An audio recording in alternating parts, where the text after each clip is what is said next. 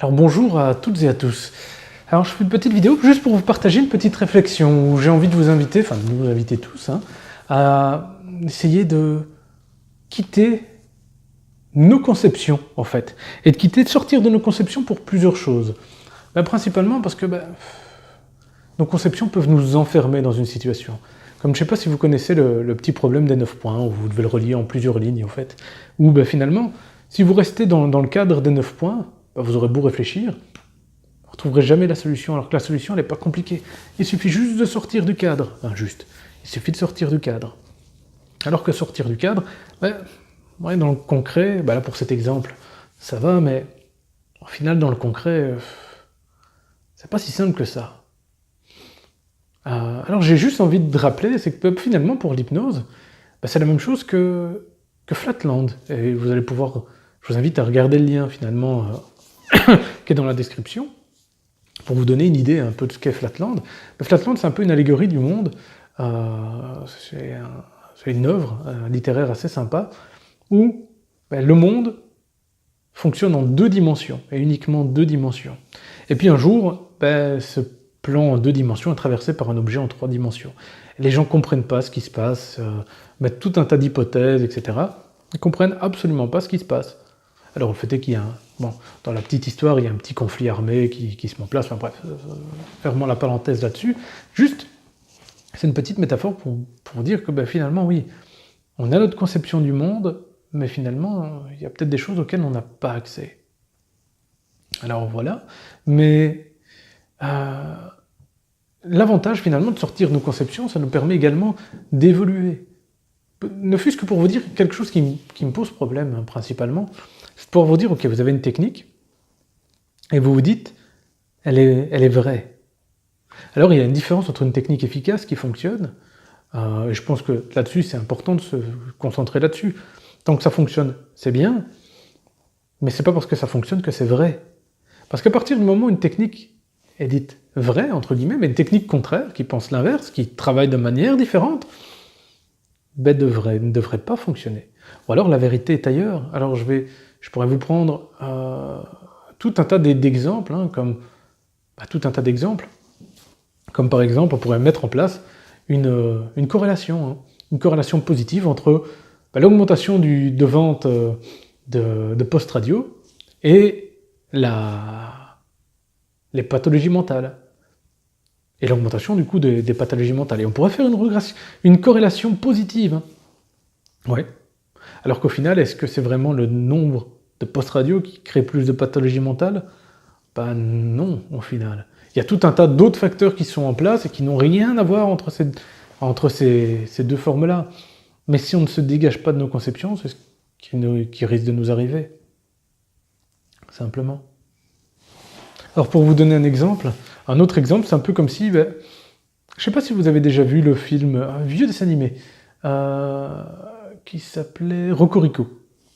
En fait, avec Chanteclair, enfin bref, un coq, où on a l'impression que, tiens, le coq, il chante et il fait lever le soleil.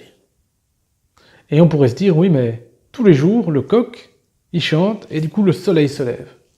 Et donc, on pourrait mettre en place la réflexion du style, c'est grâce au coq que le soleil se lève. Alors, si c'était vrai, ça voudrait dire que si on retire le coq, si on l'empêche de chanter, le soleil ne se lève pas. Et c'est à partir de ce moment-là qu'on peut voir si quelque chose est vrai ou pas. Juste si c'est vrai ou pas. Ou de la même manière, on pourrait se dire, tiens,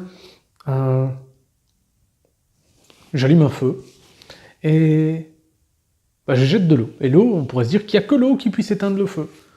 C'est le fait que c'est l'eau qui rentre en contact avec le feu qui permet d'éteindre le feu, simplement. Et puis on se rend compte, finalement, d'autres choses. Et que si on enterre le feu, au final, le feu, il s'éteint également. À partir de ce moment-là, il est important de se dégager de nos conceptions, de se dire, tiens, il n'y a que l'eau qui éteint le feu, etc., pour dégager d'autres facteurs qui sont importants et qui sont impliqués dans le fait qu'un feu s'éteigne ou pas. Et c'est dans ce type de réflexion que je vous invite tous, en tout cas, à nous mettre et prendre du recul par rapport à nos conceptions, à nos pratiques, pour sortir finalement de ce cadre. Alors j'ai entendu pas mal de critiques, notamment par rapport à la science, disant que la science, oui, mais c'est vrai que la science peut nous enfermer dans certaines conceptions. J'ai pu entendre des critiques sur les neurosciences, etc. Sachez que la méthode scientifique, c'est une méthode qui existe depuis la nuit des temps, c'est juste que elle a été, je ne dirais même pas améliorée, mais elle a été concrétisée et systématisée. Mais après, une méthode scientifique, si on teste des choses qui fonctionnent, on a un protocole d'essai, et c'est la même chose avec l'homéopathie. Tiens, on teste des plantes, on voit si ça marche. Si ça marche, ok, on garde, et on fait tout un tas d'essais, et ça se transmet, par essai et par erreur. La science, c'est uniquement ça. Et d'ailleurs, en science, et même en sciences naturelles, une vérité, ce qui est considéré comme vrai, c'est considéré comme vrai jusqu'à ce qu'on prouve le contraire. Uniquement ça. Et c'est un peu comme ça dans l'histoire de l'humanité que vous pouvez voir qu'il y a des conceptions qui étaient vraies, qui ont été changées, tout un tas de choses. Notamment le fait que la Terre soit plate, ou que la Terre soit le centre de l'univers.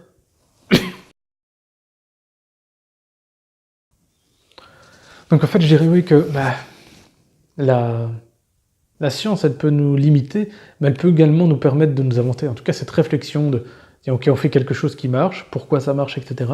Quitte à prendre du recul, mais justement, elle nous permet d'avancer également si on ne se limite pas à ce cadre.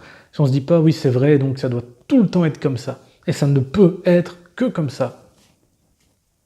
Une phrase que j'ai entendue il n'y a pas si longtemps que ça, qui m'a fait assez rire, c'est que la réalité, c'est du flan. J'aime beaucoup cet exemple-là. Cette phrase-là, je sais pas trop, je sais pourquoi je la trouve très sympa, mais parce que la réalité, finalement, c'est quoi? La réalité, elle est que subjective. Il y a des gens qui disent, oui, mais non, la subjectivité, on peut être objectif. Non. On peut objectiver notre subjectivité, mais la subjectivité, ça reste une perception par nos sens, et donc par définition, c'est subjectif. L'essence même de nos observations sont par nos sens, et donc subjectif. Ce que je vais percevoir n'est pas la même chose que ce que vous allez percevoir. Alors ce que je vais comprendre de ce que j'ai perçu est encore totalement différent. Simplement. Et de ce côté-là, entre guillemets, de la méthode scientifique, là j'ai envie de l'appeler comme ça, permet de prendre un peu de recul par rapport à ce que l'on vit, par rapport à ce que l'on perçoit, ce que l'on interprète. Voilà, ça, simplement. Après, une maxime que j'aime beaucoup, elle fait que rien n'est vrai, tout est possible au final. Alors, pour vous donner un exemple là-dedans, je vous inviterai à regarder une nouvelle fois, si vous ne l'avez pas déjà vu, un lien qui vulgarise finalement la physique quantique et qui montre une expérience très intéressante où finalement on vient projeter des électrons au travers deux fentes. Et on voit que tant qu'on n'essaie pas de savoir comment se comporte l'électron, l'électron va se comporter de deux manières différentes. Et dès qu'on essaie de savoir, d'observer comment il se produit, son comportement change au final. Et donc au final, quand on essaie de savoir quelque chose, notre observation a un impact, ne fût-ce que sur les particules subatomiques. Et on pourrait se dire, et se poser l'hypothèse que, tiens, oui, si notre observation et donc nos intentions ont un impact sur les particules subatomiques, elles peuvent aussi avoir un impact, elles pourraient aussi avoir un impact sur des ensembles de particules, voire des corps plus grands. Encore une fois, on n'en sait absolument rien. Et je mets ça en lien avec tout ce qui est loi de l'attraction, etc., ou tout ce qui est théorie de la synchronicité, ce genre de choses. Mais au final, rien n'est vrai, tout est possible. On va peut-être découvrir certaines choses dans 50 ans qu'on pensait totalement saugrenues aujourd'hui. Nous verrons bien. Alors c'est la même chose pour la conception de transe. Il y a des gens qui se disent, oui, la transe profonde, c'est une transe complètement détendue, ou une transe profonde, c'est quelque chose où justement il y a une perte de conscience, ou à la transe profonde, il y a une dissociation complète entre l'esprit conscient et le conscient. Alors, moi j'ai envie de ne pas être d'accord, dans le sens où, là, moi personnellement, je sais que je suis en transe profonde. Et je le sais par expérience, parce que je le pratique souvent, et c'est dans cet état que je pourrais me donner des hallucinations sensorielles, auditives, etc. Et là, vous pourriez vous dire, ouais, mais finalement, je pourrais raconter n'importe quoi. Et d'une certaine manière, c'est pas faux, en fait. Alors, je vais vous montrer un petit exemple. Je vais juste Faire ceci. Si je me pince comme ceci, oui, si je me pince comme ceci, j'ai une sensation de douleur de, je dirais, 8 sur 10 quand même. Et donc, pour vous montrer un petit peu plus près, hein, donc je me pince simplement, oui, 9 sur 10, comme ceci. Alors par contre, si je pense à mon ancrage mental, qui me fait rentrer en transe, là pour la petite info, je suis sorti de transe, et j'y rentre maintenant pour vous montrer l'exemple, vous n'allez pas le voir physiquement en fait. Vous n'allez pas le voir physiquement que j'entre en transe. Je suis sûr que si on regarde la vidéo au ralenti, pas sûr qu'il y ait vraiment quelque chose qui ait changé. Par contre maintenant, si je pense à mon ancrage mental, là je suis à 2 quand même. Je suis quand même à 2 et je peux le faire descendre. Voilà, je suis à 1 et là je sais que je peux continuer. Je suis toujours à 1, je dirais à 1 sur 10 au niveau de la douleur. Et je sais que je pourrais continuer à tourner, à pincer très très fort. Ça va pas descendre, ça va pas monter plus haut ma sensation de douleur. Parce que c'est tout un apprentissage, tout un tas d'expériences. Maintenant, je sais aussi que, par exemple avant, au niveau de mes conceptions mentales, cet exemple-là, je devais le faire les yeux fermés. Parce que quand je le faisais les yeux ouverts, il y avait une interaction entre ce que s'attendait à percevoir, à ressentir mon corps, en voyant le fait que je me pince, et le fait que ce que j'allais vraiment ressentir. Ça peut créer un petit bug, et je finissais par quand même ressentir des choses. Et finalement, avec l'expérience, je me suis rendu compte qu'en fait, j'ai pas besoin de ça, et que même les yeux ouverts, finalement, je peux le faire. Et donc, je sais que je suis en transe profonde à partir de ce moment-là, parce que je peux totalement gérer la douleur, je peux me créer des hallucinations, etc. Et c'est pas une transe où je suis complètement comme ça. Alors, c'est sûr, si je fais de la méditation, mon état de transe va être différent. Ce que je vais ressentir physiquement va être différent. Si je fais de la relaxation, ça va être pareil. Si je fais de la pleine conscience, ça va être pareil. Je vais ressentir tout un tas de choses différentes. Mais au final, l'état de transe, c'est quelque chose d'excessivement flou. Il y a tout un tas de personnes qui vont vous dire, oui, mais la transe, encore une fois, il y a tout un tas de spécificités, hein, du style, il peut y avoir des clignements d'yeux. Alors, par contre, je ne sais pas au niveau de mes yeux, d'ailleurs, s'il y en a plus ou pas, en habitude. Je ne sais pas si mes yeux bougent en dessous de mes paupières, j'en sais absolument rien. Si je me concentre, peut-être que je vais le ressentir, mais bon, voilà, c'est pas le moment de faire ça. Mais voilà, il y a des gens qui vont parler, oui, on peut voir les mouvements des yeux en dessous de paupières, les REM, hein, les mouvements des yeux. On peut voir finalement la couleur de la peau qui devient plus rouge, avec la chaleur corporelle qui se dégage. On peut voir tout un tas de trucs, au fait. Tout un tas de phénomènes qu'on va peut-être observer ou pas dans un état de transe. De la même manière qu'on peut observer des catalepsies, on provoquer des catalepsies, ce genre de choses, pour faire des petits tests, pour voir si la personne elle est en transe et dans quel état de transe elle se trouve. Simplement. Et voilà, je fais cette petite réflexion parce que parfois, il y a des gens qui pensent que quand ils font des inductions rapides, des inductions instantanées, mais parfois, pouf, même quand ils disent, ils font tout correctement, qu'ils disent la personne elle tombe pas. Mais non, la personne elle n'a pas besoin de tomber, elle n'a pas besoin de se décontracter. La plupart du temps, même si ça ne se produit pas, on peut simplement demander à la personne de fermer ses yeux et d'approfondir. Elle est en transe, elle ne le sait peut-être pas, mais elle est en transe. Après, s'il y a des résistances, etc., ça c'est autre chose. Parfois, il y a tout un tas de résistances qui sont en place, qui empêchent la personne, notamment par l'idée que, elle va perdre le contrôle, elle va se soumettre, etc. Et ça, c'est des informations à travailler en pré-talk. Mais pour revenir au sujet, finalement, et je vous invite tous, et moi premier, à sortir de nos conceptions, à ne pas nous limiter, finalement, à ce que nous connaissons, à ce que nous pensons savoir. Parce qu'au final, moi, ce que j'ai pu connaître à travers toutes mes formations, c'est que je pense que je sais. Je pense.